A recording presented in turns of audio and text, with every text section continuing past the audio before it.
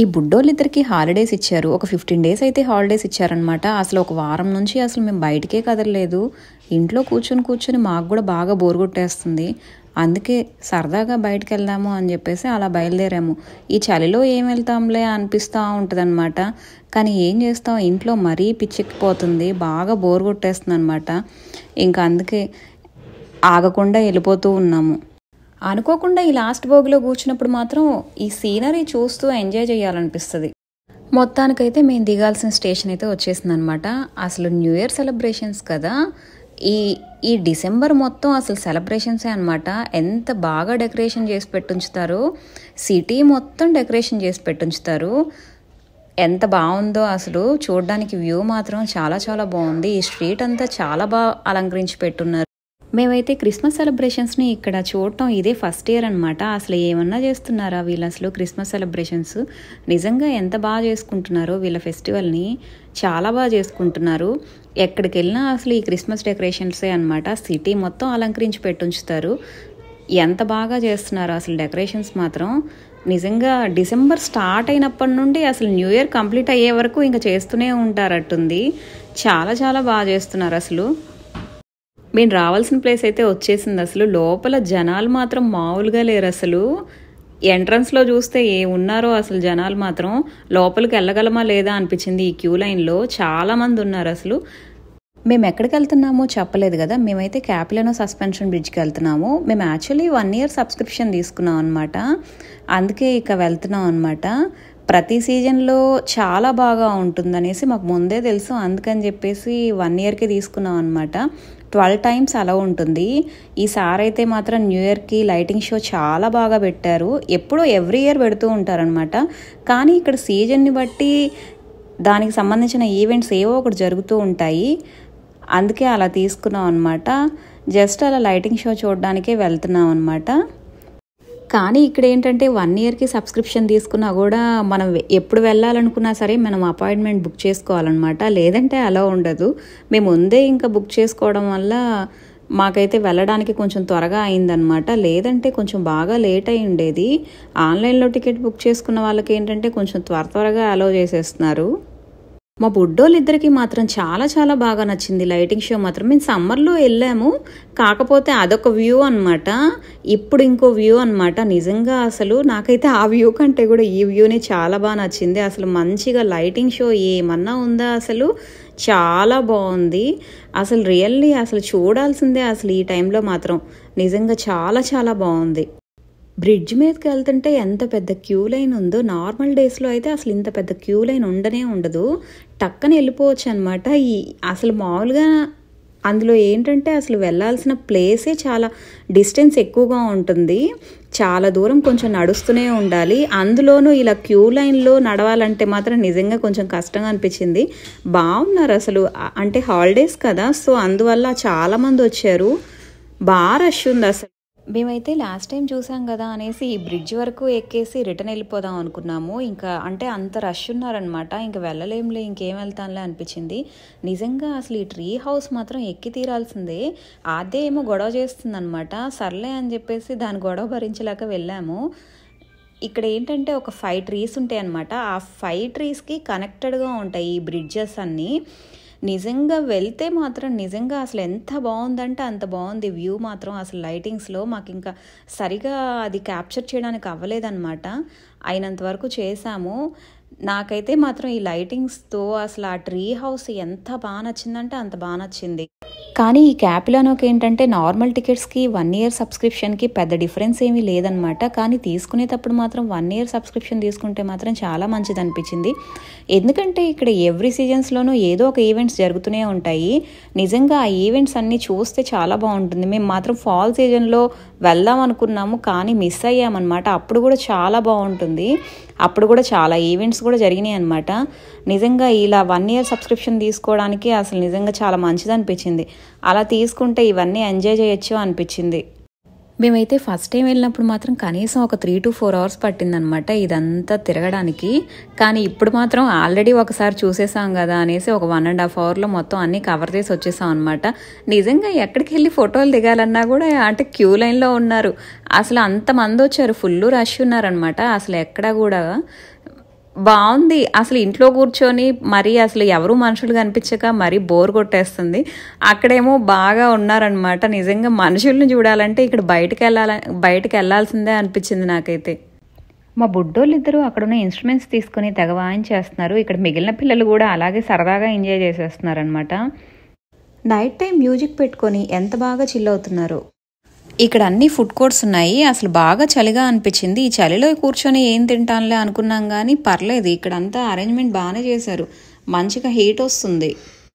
ఇలాంటి చోటుకు వచ్చినప్పుడు మాత్రం మన ఫుడ్ ఏమీ దొరకదు. నాకు నచ్చిన ఫ్రెంచ్ ఫ్రైస్ తప్ప ఇంకేమీ దొరకవు అనమాట. ఈ ఫ్రెంచ్ ఫ్రైస్ అయితే $8.50 అనమాట. అంటే మన కరెన్సీ ప్రకారం 500 రూపీస్. ఓ ఫ్రెంచ్ ఫ్రైస్ ఇంత కాస్ట్లీ 500 అనుకున్నాను నేనైతే. బయటికి వెళ్ళినప్పుడు తింటుంటాం కానీ ఫ్రెంచ్ ఫ్రైస్ అట్లాగా అక్కడైతే $1.50కి కొంచెం ఎక్కువ క్వాంటిటీనే ఇస్తారనమాట. కానీ ఇక్కడ నిజంగా దీనికి తగ్గట్టే ఉన్నట్టున్నాయి రేట్లు కూడా. ఈ బుడ్డోళ్ళకైతే కార్డ్స్ ఇచ్చారనమాట. అందులో అయితే అంటించుకోవడానికి స్టిక్కర్స్ కూడా ఇచ్చారు. అవి అంటించుకొని మా వాడు సంబరం కాదు, ఓ తెగ చూపించేస్తున్నాడు వాళ్ళ డాడీకి. మా బుడ్డోళ్ళకి మాత్రం ఇలాంటి ఇస్తే మాత్రం ఇంటికి వచ్చే వరకు కొంచెం మమ్మల్ని సతాయించరు. హ్యాపీగా వాడితో ఆడుకుంటూ ఎంజాయ్ చేస్తూ వచ్చేస్తారనమాట. కొంచెం చెప్పిన మాట వింటూ వచ్చేస్తూ ఉంటారు. లేదంటే అసలు బస్ ఎక్కేటప్పుడు కానీ అసలు ట్రైన్ ఎక్కేటప్పుడు కానీ ఎంత గొడవ చేసేస్తారో ఇద్దరు. అసలు తట్టుకోలేం మా వాడినైతే. మా బుడ్డిగాడి చేతిలో ఆ కార్డు ఉండడం వల్ల ఎటువంటి గొడవ చేయకుండా బయటకు వచ్చాడనమాట. లేదంటే అసలు వాడి చేతిలో ఆడుకోవడానికి ఏమీ లేకపోతే ఎంత గొడవ చేస్తూ బయటకు వచ్చేవాడో. ఈ బస్సులు ఏంటో బయట ఉన్నాయన్నమాట. కానీ చాలామంది వెళ్తున్నారు వస్తున్నారు. మాకు అర్థం లేదు. మనకు ఎందుకులే తెలియని బస్సులు ఎక్కి ఇబ్బంది పడ్డం కన్నా అనేసి ఇంకా తెలిసిన లోకల్ బస్సు ఎక్కేసి వచ్చామన్నమాట. మేము ఈ జర్నీ అయితే ఎక్స్పెక్ట్ చేయలేదన్నమాట. చాలా రోజుల తర్వాత సీ బస్ ఎక్కాము. అనుకోకుండా సీ బస్ మీదుగా వెళ్ళే రూట్ చూపించింది.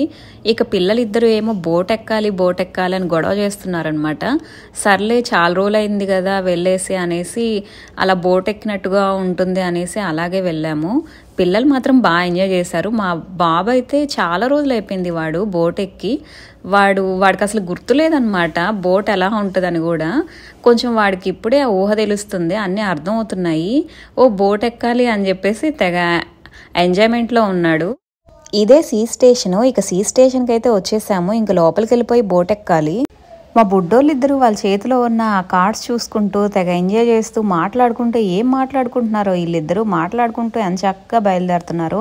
ఆ కార్డ్స్ మాత్రం మా కోసమే ఇచ్చారేమో అనిపిస్తుంది. లేదంటే వీడు అసలు ఇంటికి వెళ్ళేటప్పుడు ఎంత గొడవ చేస్తాడంటే అంత గొడవ చేస్తాడు. ఇంటికి వెళ్ళే వరకు మా ఇద్దరికి చుక్కలు చూపిస్తాడనమాట. ఈరోజు ఏంటో ప్రశాంతంగా వెళ్తున్నాడు. అక్కడ ఉండే మ్యాప్ చూస్తూ ఏదో చెప్పేస్తున్నాడు మాకైతే. ఏం చెప్తున్నాడు, ఏదో మాట్లాడుకుంటున్నాడు అనమాట. ఆ చేతిలో ఉన్న కార్డు మాత్రం వదలట్లేదు. ఇక సీ బస్ ఎక్కి వెళ్ళిన తర్వాత ఇంకా దీని తర్వాత ఏంటంటే వాటర్ ఫ్రంట్ స్టేషన్ వస్తుంది. ఇంకా అదే స్టార్టింగ్ పాయింట్ అనమాట. నిజంగా వాటర్ ఫ్రంట్ ఏమో ఒక స్టార్టింగ్ పాయింట్ అయితే ఇక మేము దిగాల్సిన స్టేషన్ ఎలా ఉంటుందంటే అదే ఇంకా ఇంకో 2 స్టాప్స్ అయితే ఇంకా అది ఎండింగ్ అనమాట.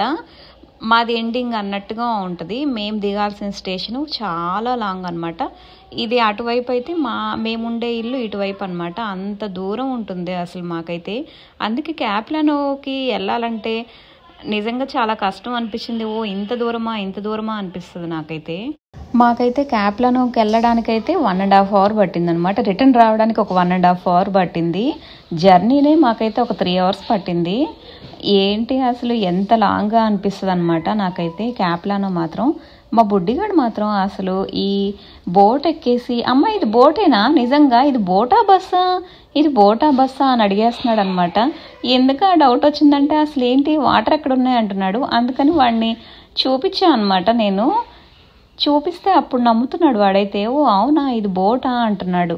ఇక ఈ రోజైతే బస్సు, సీ బస్సు, ట్రైను అన్నీ ఎక్కేసాం అనమాట. ఇంకా అయిపోయింది. ఇక ఇంటి దగ్గరలో ఉన్నాము. ఇదిగో మా బుడ్డిగాడు అసలు వదులుతాడు. ఆ కంపాస్ కార్డ్తో వాడే స్వైప్ చేయాలని గొడవ చేసేస్తాడు. ఇంకా అందుకని వాడితోనే స్వైప్ చేయించి వెళ్తున్నాం అనమాట. ఇక లిఫ్ట్ ఎక్కేసి ఇంటికి వెళ్ళిపోతున్నాము. ఇక ఇంటికి రాగానే ఈ పిల్లలకి ఏదో ఒకటి ఫుడ్ చేసి పెట్టాల్సిందే కదా. ఇక త్వరగా ప్రిపేర్ చేసేస్తున్నాను అనమాట ఫుడ్ అయితే. ఇక అక్కడ తిన్న ఫ్రెంచ్ ఫ్రైస్ అయితే మనకి ఏ మూలకి సరిపోవు కదా. ఇంకా అందుకే ఇక త్వరగా ఇంకా అన్నం వండేసి మంచిగా బ్రోకలీతో కర్రీ చేసేద్దాం అనేసి డిసైడ్ అయ్యాను అనమాట. కొంచెం బ్రోకలీ కర్రీ అయితే త్వరగా అయిపోతుంది.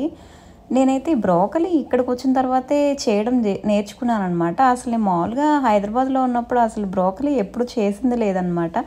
ఎప్పుడన్నా అలా రెస్టారెంట్స్కి వెళ్ళినప్పుడు అలా తినడమే కానీ ఎప్పుడూ ఇంట్లో చేసింది లేదు. కానీ ఇక్కడికి వచ్చిన తర్వాత మాత్రం ఇక్కడ ఉండే కూరగాయలతోనే మనం చేసుకోవాలనిపించింది. ఇక్కడ బ్రోకలీ బాగా దొరుకుతుంది అనమాట. అందుకని చెప్పేసి ఎప్పుడు తెస్తూ ఉంటాము. ఇక్కడికి వచ్చిన తర్వాత ఈ బ్రోకలీతో చేయడం బాగా అలవాటు అయిపోయింది నాకైతే.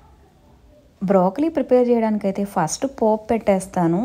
ఇక కొంచెం వెల్లుల్లి ఉంటాయి కదా, అవి నీట్గా పీల్ చేసేసి వేసేస్తాను. కొంచెం రోస్ట్ అయిన తర్వాత వెంటనే ఇక ఆనియన్స్ వేసేసి కొంచెం బాగా బ్రౌన్ కలర్ వచ్చే వరకు వేపాలన్నమాట. బ్రౌన్ కలర్ వచ్చిన తర్వాత అది మంచి టేస్ట్, అంటే అంత మరీ ఎక్కువ బ్రౌన్ కలర్ రానివ్వను. కొంచెం మంచిగా వేగితే కొంచెం పచ్చివాసన పోతుంది కదా, అలా వచ్చే వరకు ఉంచుతానన్నమాట.